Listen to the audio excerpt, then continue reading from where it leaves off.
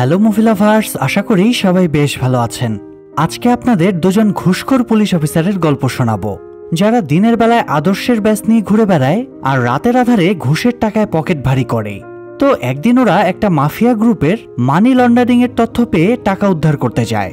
তারা চেয়েছিল টাকাগুলো নিজেরাই ঝেড়ে দেবে, কিন্তু সেখানে গিয়ে এমন সিচুয়েশন ক্রিয়েট হয় তারা পুলিশ এবং মাফিয়া উভয়েরই টার্গেটে পড়ে যায় এবং শেষ পর্যন্ত তাদের কি পরিণতি হয় জানতে হলে চলুন দেখে আসি অসাধারণ একটা কোরিয়ান মুভি ডার্টি মানি এর এক্সপ্লানেশন। তবে শুরু করার আগে সবাই লাইক দেওয়ার কাজটা সেরে ফেলি। গল্পের শুরুতে আমরা দুজন পুলিশ অফিসার হিউক এবং কিমকে দেখতে পাই। তারা দুজনে একটা মার্ডার স্পটে যায়। মূলত একজন লোক 5 তলার উপর থেকে পড়ে মারা গিয়েছে। প্রাথমিকভাবে পুলিশের সন্দেহ লোকটা আত্মহত্যা করেছে, তবে ওরা দুজনে লোকটার রুমে সার্চ করে ধারণা করে লোকটার বাড়িতে হয়তো ডাকাতি হয়েছে আর এই চক্করেই তাকে ডাকাত দল উপর থেকে ফেলে দিয়েছে, কারণ লোকটার রুমের ভেতরটা এলোমেলো হয়েছিল। তারা আরও কিছুক্ষণ ইনভেস্টিগেশন করবে, কিন্তু ততক্ষণে ক্রাইম ডিপার্টমেন্টের একজন অফিসার এসে ঝামেলা শুরু করে দেয়। ক্রাইম ডিপার্টমেন্টের এই অফিসারের নাম detective Kang. Crime department already এই কেসের দায়িত্ব নিয়ে ফেলেছে, তাই কাং এই কেসে লোকাল পুলিশের ইনভলভ হওয়াটা পছন্দ করছিল না। সে দূর দূর করে দুজনকে তাড়িয়ে দিচ্ছিল। এতে হিউক এবং কিম ক্ষেপে যায়, কারণ লোকাল পুলিশ হলেও তো তাদের আত্মসম্মান ছিল। হিউক তাই কাংয়ের সাথে হাতাহাতি শুরু করে দেয়, তবে কিম তাকে সামলে নেয় এবং বাইরে বেরিয়ে আসে। মৃত লোকটার লাশ তখনও বাইরে পড়েছিল। কাং যেহেতু তখনও রুমের ভেতরে ছিল, তাই কিম এই সুযোগে লাশের শরীরটা সার্চ করতে শুরু করে। সে লাশের পায়ের মোজার ভেতরে একটা মেমোরি কার্ড খুঁজে পায়। মেমোরি কার্ডটা টেপ এবং টিস্যু দিয়ে পায়ের সাথে আটকে রাখা ছিল। কিম এখানে কাউকে কিছু না বলে মেমোরি কার্ডটা হাতিয়ে নেয় এবং সেটা হিউককে রাখার জন্য দেয়। এরপরে তারা একটা ব্রোথেলে যায়। আবাসিক হোটেলের নামে সেখানে ভদ্রলোকেরা মনের জ্বালা মেটাতে আসে আর কি। তো হিউক এবং কিম হোটেলের মালিকের কাছে এ মাসে চাঁদা বা ঘুষ নিতে যায়। এখানে ব্যবসা করতে হলে ওদের দুজনকে টাকা দেয়া লাগে, তবে হোটেল মালিক শিন জানায় এই মাসে তেমন কাস্টমার আসেনি, তাই সে ঘুষ দিতে পারবে না। এতে কিম ক্ষেপে যায় এবং একটা স্টিক দিয়ে টেবিলে রাখা টেলিফোনটা ভেঙে গুঁড়ো গুঁড়ো করে দেয়। এবার হোটেল মালিক শিন আতঙ্কে ক্যাশবক্স থেকে দুজনকেই টাকা বের করে দেয়।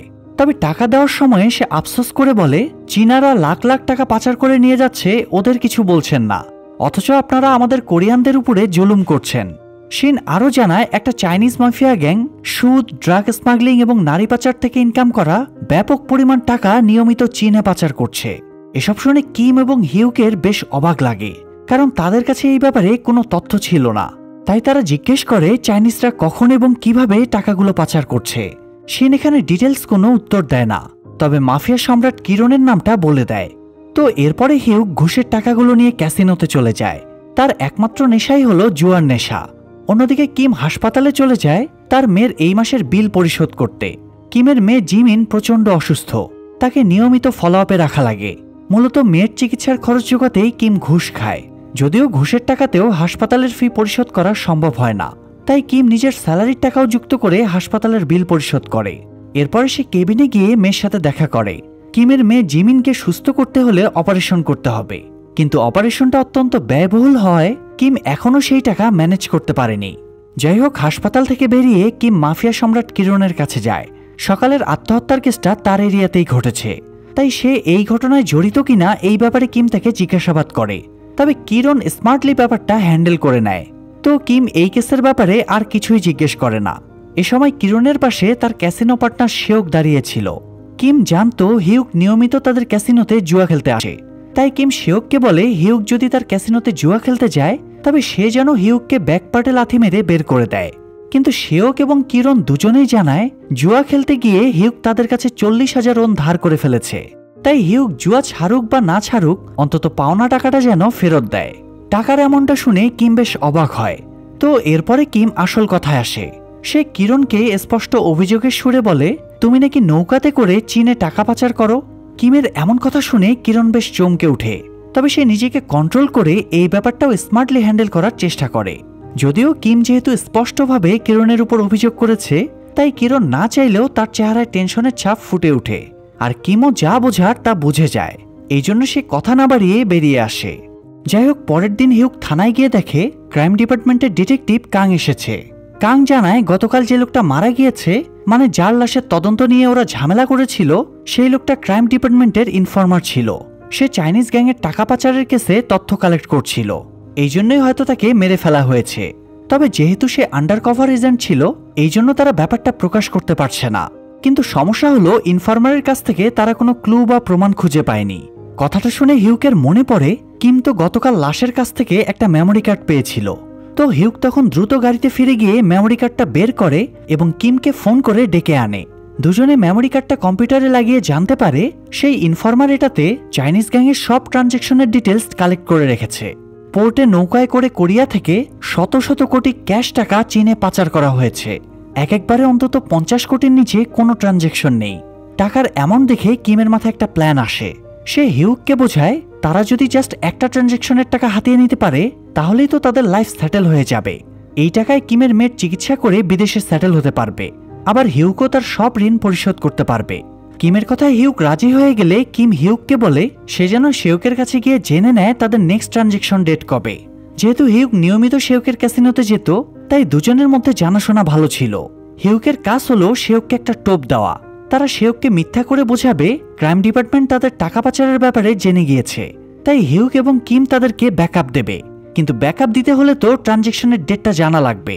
আর এভাবেই শেউককে ম্যানিপুলেট করে ঠিকই হিউক তার কাছ থেকে নেক্সট ট্রানজ্যাকশনের ডেটটা জেনে নেয়। তো এরপরে তারা কিভাবে টাকাগুলো হাতিয়ে নেবে সেই প্ল্যান বানাতে শুরু করে। তাদের দুজনের পক্ষে কাজটা করা সম্ভব ছিল না, এই জন্য তারা হিউকের বন্ধু এবং সহকর্মী হুনকেও দলে সামিল করে নেয়।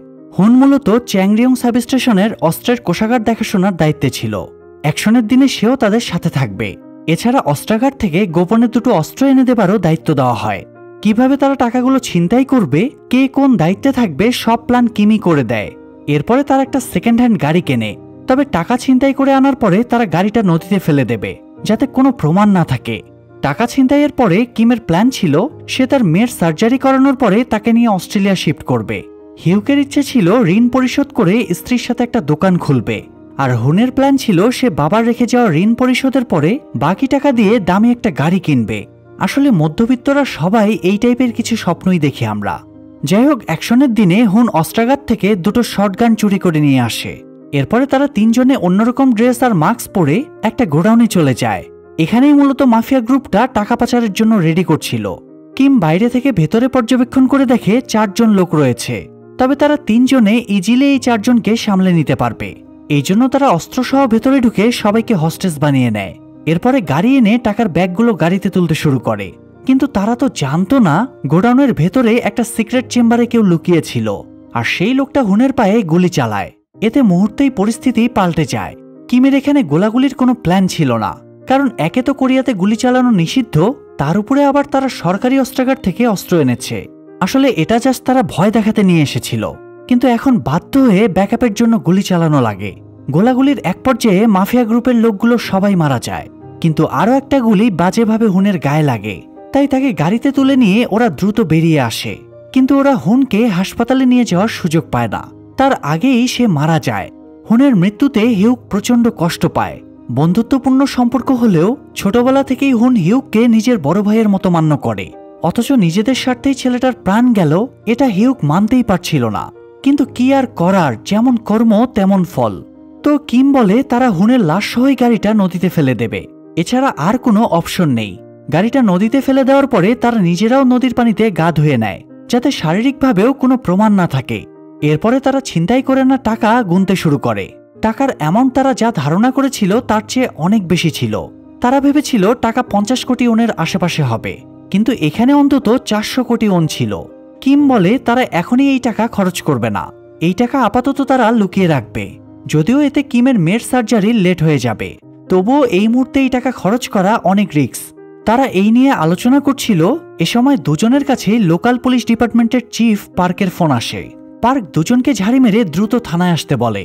আসলে গোডাউনের ঘটনাটা পুলিশ জেনে গিয়েছিল, তাই তদন্তের জন্য সব স্টাফদের ডাকা হচ্ছে। তবে হিউক একটু ঘাবড়ে যায়, কারণ তাদের ধারণা ছিল চাইনিজরা নিজেদের বাঁচাতে গোডাউনটা পরিষ্কার করে ফেলবে, কেননা চাইনিজরাও তো অবৈধ কাজ কারবার করছিল। কিন্তু চাইনিজরা গোডাউনটা পরিষ্কার করেনি মানে নিশ্চয়ই কোনো ঝামেলা আছে। তাই পুলিশ ওদের এখন ট্রেস করা মানে পুরো গ্যাংয়ের জন্যই সেটা রিস্ক হয়ে যাবে। তবে কিম হিউককে বোঝায় সে যেন টেনশন না করে, কেননা তারাই যেহেতু ঘটনাস্থলে ইনভেস্টিগেশন করতে যাচ্ছে, তাহলে সেখানে যদি কোনো এভিডেন্স থাকেও তাহলে তারা সেটা নষ্ট করে ফেলবে। তো যাই হোক, কিম আর হিউক ঘটনাস্থলে গিয়ে দেখে তারা একটু আগে 5 জনকে মেরে ফেলেছে। চিফ পার্ক তখন কিমকে জিজ্ঞেস করে সে এদের কাউকে চেনে কিনা। কিম ঠান্ডা মাথায় উত্তর দেয় সে কাউকেই চেনে না। চিফ একটু বিচলিত হয়ে বলে এরা মরছে সেটা ব্যাপার না, কিন্তু সমস্যা হলো এদের সাথে ক্রাইম ডিপার্টমেন্টের ডিটেকটিভ কাংও মারা গিয়েছে। কিন্তু কাং এখানে কি করছিল ব্যাপারটা তারা এখনো জানতে পারেনি। তবে এই কেসের তদন্তের জন্য হেড অফিস থেকে কাংয়ের বস শিয়ং চান এসেছে। শিয়ং চান এমন লোক যে আসল সত্য বের না করা পর্যন্ত হাল ছাড়বে না। এই জন্য কিমও এবার কিছুটা বিচলিত হয়ে পড়ে। তো এরপরে কেসের তদন্তের জন্য সব স্টাফদের কনফারেন্স রুমে ডাকা হয়। প্রথমে চিফ পার্ক জানায় কোরিয়াতে এই চাইনিজ মাফিয়া গ্যাংটা চালায় কিরণ নামের একজন গ্যাংস্টার। তবে তার ব্যাপারে বেশি কিছু পুলিশ জানতে পারেনি, কারণ কিরণের মাথার উপরে চীনের অনেক বড় কোনো অর্গানাইজেশনের হাত রয়েছে। তারা চীন, কোরিয়া এবং জাপানে নিজেদের সাম্রাজ্য তৈরি করে রেখেছে। এই জন্যই কিরণ অনেক ব্যাকআপ পেয়ে যায়। চিফ পার্কের পরে ক্রাইম ডিপার্টমেন্টের চিফ ডিটেকটিভ শিয়ং চান বক্তব্য রাখে। সে জানায় ডিটেকটিভ কাং এই চাইনিজ মাফিয়াদের উপরে ইনভেস্টিগেশন করছিল। কিছুদিন আগে তাদের একজন ইনফর্মার মারা গিয়েছে। তারপর থেকে কাং একাই কেসটাকে সামলাচ্ছিল। তাই কাং যেহেতু এই কেসে নিজের লাইফ স্যাক্রিফাইস করেছে, তাই তারা অবশ্যই এই কেসটা সলভ করবে এবং এর সাথে জড়িতদের খুঁজে বের করবে। কনফারেন্স শেষে শিয়ং চান তার ডেস্কে বসে আলোচনা করে তারা কোথায় থেকে ইনভেস্টিগেশন শুরু করবে। অন্যদিকে হিউককে দেখা যায় ক্যাসিনো শেওক তাকে কথা বলার জন্য ডেকেছিল। শেওক অস্থির হয়ে হিউককে জিজ্ঞেস করে সে ওই দিন কেন টাকা পাচারের ডেট জানতে চেয়েছিল। হিউক তখন আসল কথাটা গোপন করে বলে সে শেওককে ব্যাকআপ দিতে চেয়েছিল, তাই মূলত টাকা পাচারের ডেট জানতে চেয়েছিল। কিন্তু শেওক সন্দেহ করছিল হিউকই এই তথ্যটা লিক করেছে। তবে হিউক খুব ঠান্ডা মাথায় শেওককে ম্যানেজ করে নেয়। এদিকে ডিটেকটিভ শিয়ং চানকে দেখা যায় সে নিজের ডেস্কে বসেছিল। এ সময় তার কাছে চ্যাংরিয়ং সাবস্টেশনের একজন পুলিশ স্টাফ আসে। সেই স্টাফ জানায় তাদের অস্ত্রাগার থেকে দুটো শটগান হারিয়ে গিয়েছে, পাশাপাশি তাদের স্টাফ হুনও মিসিং। কথাটা শুনে শিয়ং চান দ্রুত এই ব্যাপারে খোঁজখবর নিতে শুরু করে। আর ওই পুলিশটা এখানে হুনের উপরে অভিযোগ করছে দেখে কিম আর হিউক তাকে বকাঝকা করছিল। তবে শিয়ং চান তাদের থামিয়ে দিয়ে কিমকে নির্দেশ দেয় সে যেন হুনকে খোঁজার চেষ্টা করে। এরপরে শিয়ং চান হিউককে সাথে নিয়ে বেরিয়ে আসে। শিয়ং চান হাসপাতালে গিয়ে কিমের মেয়ে জিমিনের সাথে দেখা করে। সে জিমিনকে জিজ্ঞেস করে গত পরশু রাতে তোমার বাবা কি তোমার সাথেই ছিল। এইটুকু বাচ্চা মেয়েকে জিজ্ঞাসাবাদ করায় হিউক তার উপর একটু আপসেট হয়। বেরিয়ে আসার পরে সে শিয়ং চানকে বলে বাচ্চা মেয়েটাকে এরকম প্রশ্ন করা উচিত হয়নি, তাছাড়া সে কিমকে সন্দেহ করছেই বা কেন। তখন শিয়ং চান জানায় আগে কিম ক্রাইম ডিপার্টমেন্টে ছিল, তখন একটা সিরিয়াস কেসে কিম অপরাধীদের বিরুদ্ধে থাকা সমস্ত প্রমাণ পুড়িয়ে দিয়েছিল। সে সময় কিমের স্ত্রী অসুস্থ ছিল, স্ত্রীর সার্জারির টাকার জন্য সে অপরাধীদের হেল্প করেছিল। আর এই ঘটনার পরে কিমকে ক্রাইম ডিপার্টমেন্ট থেকে ট্রান্সফার করে লোকাল পুলিশ ফোর্সে পাঠানো হয়। তো যে কিম স্ত্রীর জন্য এরকম অন্যায় করতে পারে, সে নিজের মেয়েকে বাঁচাতে সেম অন্যায় হয়তো আবারও করতে পারে। এই জন্যই শিয়ং চান কিমের উপর সন্দেহ করছিল। যাই হোক, এদিকে চাইনিজ গ্যাং সেই ব্রোথেলের মালিক শিনকে তুলে আনে, কারণ সেই তো প্রথমে কিম আর হিউককে চাইনিজদের টাকা পাচারের ব্যাপারে তথ্য দিয়েছিল। তারা শিনকে প্রচুর টর্চার করে। তাদের সন্দেহ ছিল সেদিন গোডাউনের তথ্য শিনই লিক করেছে। তবে শিন যেহেতু ওই ব্যাপারে কিছুই জানত না, তাই ওরা তাকে মেরে ফেলে। এরপরে তারা ক্যাসিনোর একজন স্টাফের কাছে জানতে পারে গোডাউনের ঘটনার কয়েকদিন আগে হিউক শেউকের সাথে দেখা করতে এসেছিল, আর তারা দীর্ঘক্ষণ গোপনে কথাবার্তা বলেছিল। এটা শুনে এরা দুজনে তখন চাইনিজ মাফিয়াদের টার্গেটে চলে আসে। অন্যদিকে হিউক যখন শিয়ং চানের সাথে ফিরছিল, এ সময় তার মোবাইলে শেউকের ফোন আসে। হিউক ফোনটা রিসিভ করলে শেউক তাকে আর্জেন্ট দেখা করতে বলে। হিউক শিয়ং চানকে ব্যাপারটা বুঝতে না দিয়ে শেউককে বলে সে সময় মতো দেখা করবে। এরপরে হিউক কিমকে ভয়েস মেসেজ পাঠিয়ে জানিয়ে দেয় শিয়ং চান হাসপাতালে জিমিনের সাথে দেখা করতে গিয়েছিল এবং শিয়ং চান তাদেরকে সন্দেহ করছে, তাই তাদেরকে আরও সতর্ক থাকতে হবে। ভয়েস মেসেজটা শোনা মাত্রই কিম হাসপাতালে চলে যায়, কিন্তু কেবিনে জিমিনকে না পেয়ে কিম অস্থির হয়ে যায়। তাকে খোঁজাখুঁজি করতে করতে শেষ পর্যন্ত বাথরুমে পাওয়া যায়। বাথরুমের দরজা ভেতর থেকে বন্ধ ছিল। কিম দরজা ভেঙে ভেতরে ঢুকে দেখে অসুস্থতার জন্য জিমিন সেন্সলেস হয়ে পড়ে আছে। ডাক্তার জানায় জিমিনের দ্রুততম সময়ে সার্জারি করাতে হবে, না হলে ওকে বাঁচানো মুশকিল হয়ে যাবে। কিম জিমিনকে বেডে শুয়ে দেয়। ততক্ষণে জিমিনের জ্ঞান ফিরে এসেছিল। সে বাবাকে বলে পুলিশ তাকে জিজ্ঞাসাবাদ করতে এসেছিল এবং জিজ্ঞেস করেছিল পরশু তার বাবা তার সাথে ছিল কিনা। তবে সে পুলিশকে মিথ্যা করে বলেছে বাবা তার সাথেই ছিল। কথাটা বলে জিমিন কাঁদতে শুরু করে। হয়তো মিথ্যা বলার কারণে সে অনুশোচনায় ভুগছিল। কিম তখন মেয়েকে বুকে জড়িয়ে নেয়, কিন্তু তবুও তার কান্না থামে না। এদিকে হিউককে দেখা যায় সে শেউকের সাথে দেখা করতে গিয়েছিল, কিন্তু সেখানে তার জন্য চাইনিজ মাফিয়ারা অপেক্ষা করছিল। হিউক গিয়ে দেখে তারা অলরেডি শিওককে আত্মরা করে রেখেছে। শিওক বলে সে শুধুমাত্র হিউককেই টাকা পাচারের ডেটটা বলেছিল। হিউক তাই টেনশনে পড়ে যায়, এবার হয়তো মাফিয়ারা তাকেও কচুকাটা করবে। তবে সে নিজেকে যথাসম্ভব শান্ত রেখে বলে সে শুধুমাত্র তাদেরকে ব্যাকআপ দিতেই তারিখটা জানতে চেয়েছিল, যাতে ক্রাইম ডিপার্টমেন্ট কোনো অ্যাকশনে গেলে তাদেরকে সে সতর্ক করে দিতে পারে। হিউকের সাথে শিওকের ডিল হয়েছিল হিউক তাদেরকে ইনফরমেশন দিয়ে হেল্প করবে, বিনিময়ে ওরা হিউকের ঋণের সুদ কমিয়ে দেবে। হিউক এত সুন্দরভাবে কথাগুলো বলে যে মাফিয়ারা ওর কথায় কনভিন্স হয়ে যায়। তাছাড়া হিউক একটু বোকাশোকা টাইপের ছিল, সে এত বড় প্ল্যান করতে পারবে বলে ওদের মনে হচ্ছিল না। তাই ওরা শিওককে মেরে ফেলে এবং হিউককে মুক্ত করে দেয়। তবে বেরিয়ে আসার আগে তারা হিউককে দিয়ে পুরো জায়গাটা পরিষ্কার করিয়ে নেয়। তাই কোনো রকমে এই যাত্রায় হিউক প্রাণে বেঁচে বাড়ি ফিরে আসে এবং স্ত্রীকে সব ঘটনা খুলে বলে। পাশাপাশি সে স্ত্রীকে জানায় আগামীকাল তারা ফিলিপাইনে শিফট করবে। তবে তার স্ত্রী ফিলিপাইনে যেতে চাইছিল না, কারণ তার বাবা মা এই শহরে একা থাকে, তাদেরকে দেখাশোনার আর কেউই নেই। তো এই ব্যাপারটা নিয়ে দুজনের মাঝে একটু মতবিরোধ হয়। যাই হোক, তারপরে হিউক ঠিক সেই জায়গাটাতে আসে যেখানে তারা টাকাগুলো লুকিয়ে রেখেছে। সেখানে গিয়ে তার কিমের সাথেও দেখা হয়ে যায়। এতে তাদের মধ্যে সন্দেহের সৃষ্টি হয়, কারণ তারা কেউই একে অপরকে এখানে আসার ব্যাপারে জানায়নি। তো তারা দুজনেই ভাবছিল অপরজন চিট করছে, এই জন্য দুজনেরই হাতাহাতি শুরু হয়ে যায়। তবে এক পর্যায়ে তারা মারামারি থামিয়ে দেয়। কিম বলে জিমিনের অবস্থা খুবই খারাপ, তার আর্জেন্ট সার্জারি করাতে হবে, তাই মূলত সে টাকা নিতে এসেছিল। আর হিউক বলে মাফিয়ারা শিওককে মেরে ফেলেছে, এখানে থাকলে তাকেও মেরে ফেলবে, এই জন্য সে তার ভাগের অংশ নিয়ে ফিলিপাইনে পালিয়ে যেতে চায়। কিম তখন হিউককে বলে তুই চলে যা, আমি এদিকে সামলে নেব।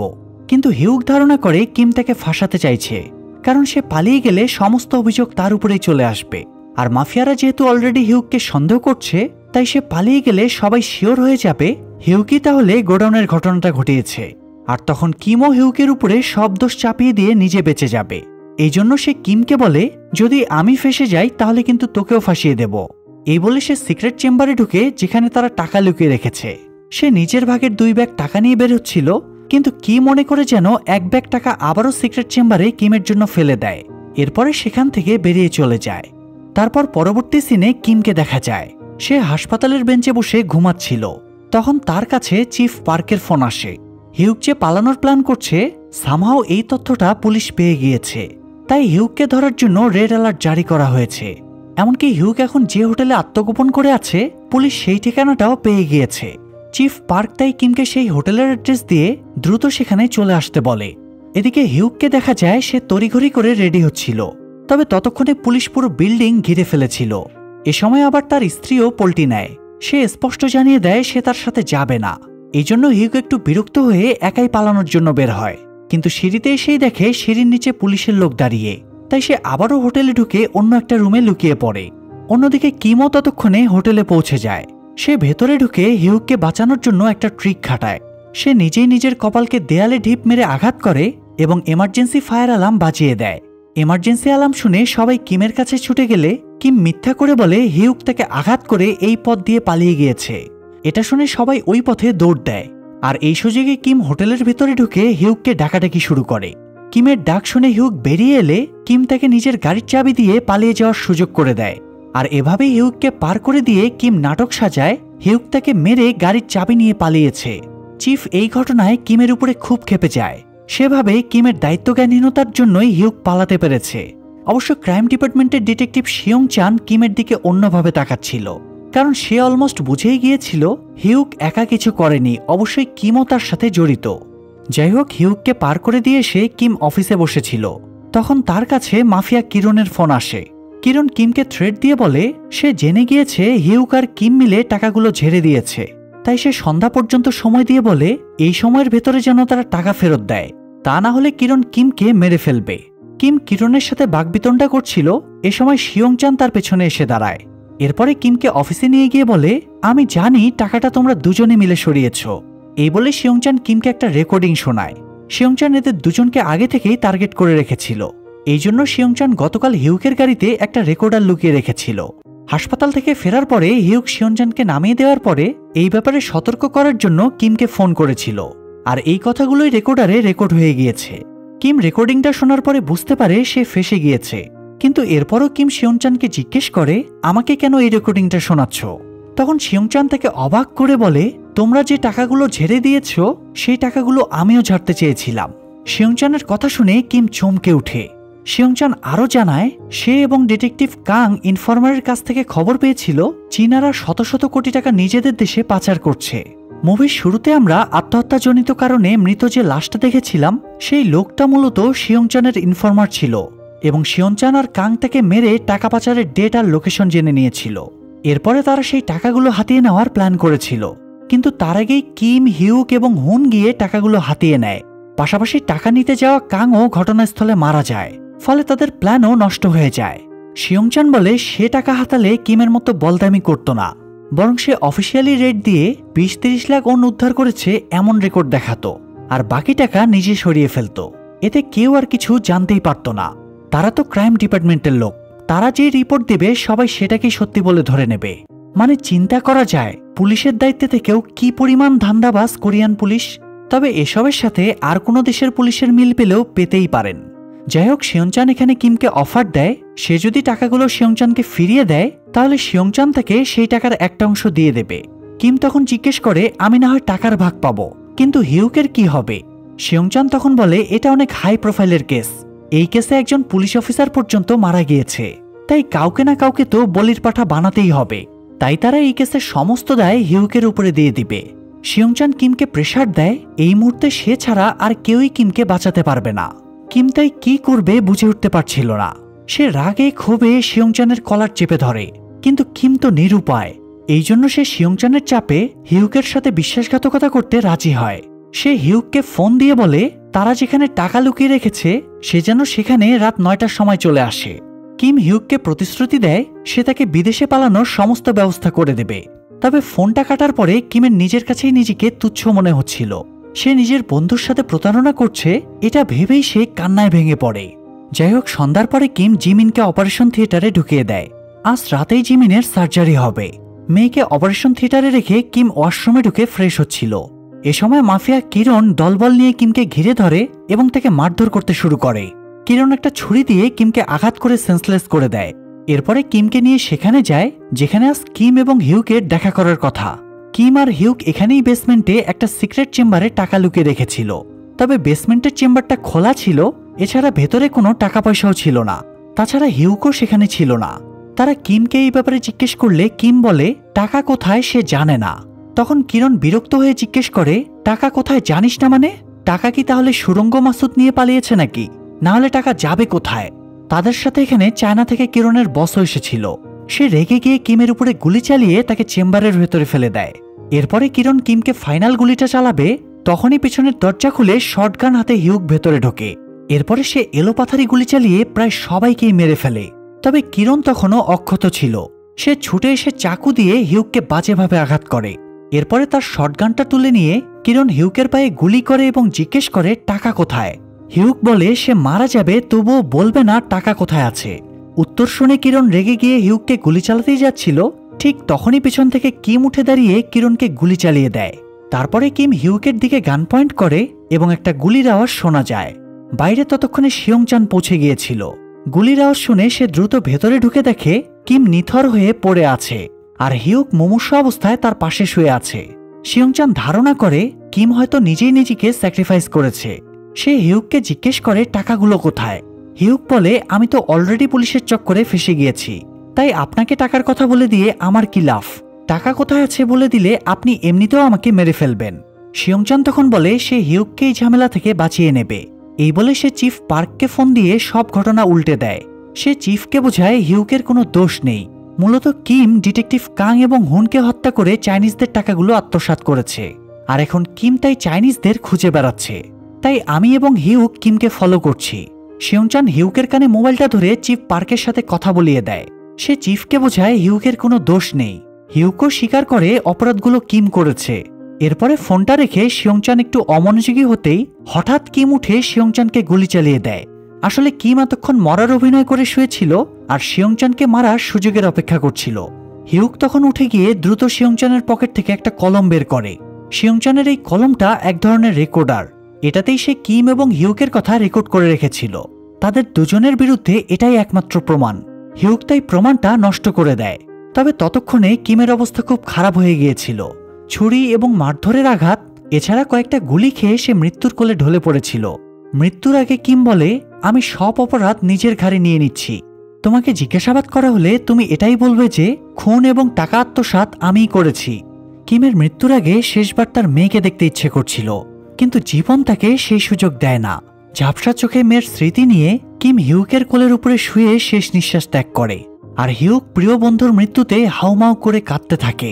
তো এরপরে বেশ কিছুদিন কেটে যায়। পরিস্থিতি স্বাভাবিক হলে হিউক পুলিশের চাকরিটা ছেড়ে দেয়। এরপরে দেখা যায় হিউক কিমের মেয়ে জিমিনকে নিয়ে এয়ারপোর্টে ফ্লাইটের জন্য অপেক্ষা করছে, অর্থাৎ জিমিন এখন হিউকের কাছেই মানুষ হচ্ছে। কিমের ইচ্ছে ছিল ঝামেলা মিটে গেলে সে জিমিনকে নিয়ে অস্ট্রেলিয়া চলে যাবে। এই জন্য কিমের ইচ্ছা পূরণ করতে হিউক জিমিনকে নিয়ে অস্ট্রেলিয়া চলে যাচ্ছে। সেখানে গিয়ে তারা নতুনভাবে জীবনটা শুরু করবে, আর তাদের নতুন জীবনের শুভেচ্ছা জানিয়ে মুভিটাও এখানেই শেষ হয়ে যায়। প্রিয় দর্শক, এই ঘুষ, দুর্নীতি আর টাকার লোভ মানুষকে ধ্বংসের দিকে ঠেলে দেয়। অবৈধ পথে ইনকাম করা টাকা হয়তো মানুষকে বড়লোক বানিয়ে দিতে পারে, কিন্তু কখনোই মানসিক প্রশান্তি দিতে পারে না। তাই সৎভাবে উপার্জিত নিজের অল্প ইনকামে সন্তুষ্ট থাকা উচিত। তাছাড়া যাদের উপরে মানুষের নিরাপত্তা বা সেবার দায়িত্ব, যেমন পুলিশ, ডাক্তার কিংবা সরকারি চাকরিজীবী, তাদের 100% সৎ হওয়া অনেক প্রয়োজন। যাই হোক, আজকে এ পর্যন্তই। এক্সপ্লানেশন ভালো লাগলে চ্যানেলটা সাবস্ক্রাইব করে আমাদের পাশেই থাকুন। সবাই ভালো থাকবেন, সুস্থ থাকবেন। আল্লাহ হাফেজ।